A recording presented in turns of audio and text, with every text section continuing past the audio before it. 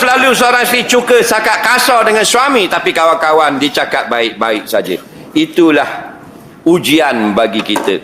Dekat Nabi nak mati pun Nabi cerita tentang fitnah wanita. Nah, pada haji yang terakhir Nabi buat pun Nabi berkhutbah tentang fitnah wanita. Betul tak? Tu apa? Sebab tu kita kena faham. Nak kahwin kena faham. Apa dia? Perempuan ini satu spesies yang sangat berbahaya. Faham? Biar kita faham dulu. Dia ni akan canggah habis kataan kita. Dia akan marah kita sampai masa dia maki kita. Dia minta duit kita, patutnya maki pula kita. Itulah perempuan. Jadi mu nak nikah tak? Nak. Kena siapa orang? Betul tak? Biar dia lari apa jangan mu cerai dia.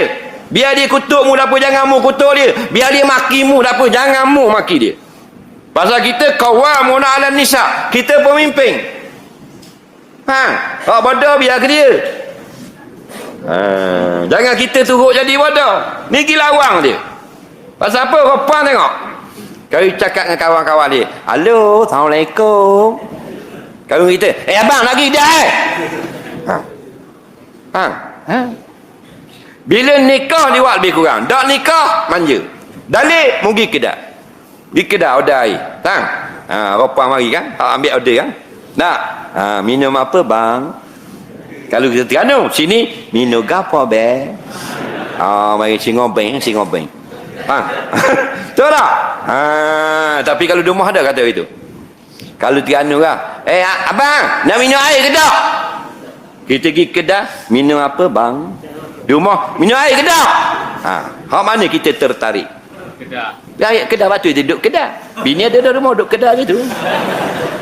Faham lagi? Daki cerdik kau. Papi ni anjing ke lembu? Papi. Anjing lah. Dia bahasa anjing dia. Ayah balik, anak, papi balik. Papi balik. Papi pun mari. Au. Bunyi. Molek dah dengan ayah. Jadi rapang kita kena faham. Betul dia buat tu dosa, betul dia buat tu salah, tapi mereka ni akal ada.